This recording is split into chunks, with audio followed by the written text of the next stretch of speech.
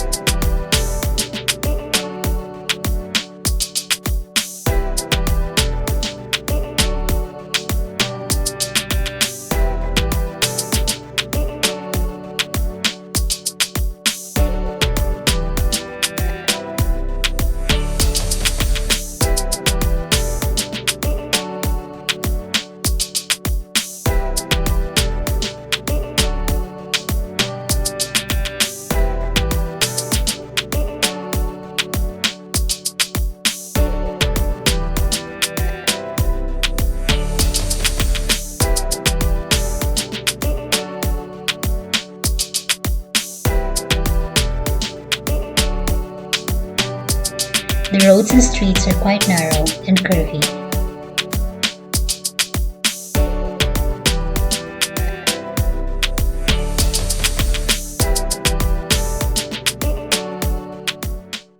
Driving on the cliffside roads with tour buses, ATVs, motorcycle, pedestrians, and sometimes donkey on the road was very exciting. It was a wonderful experience.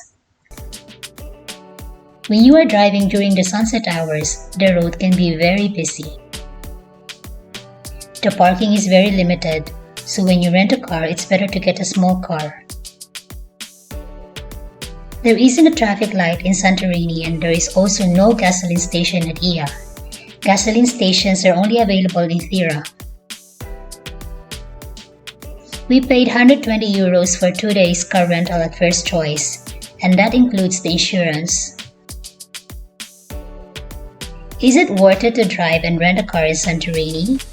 The answer is yes, but 1 day should be enough.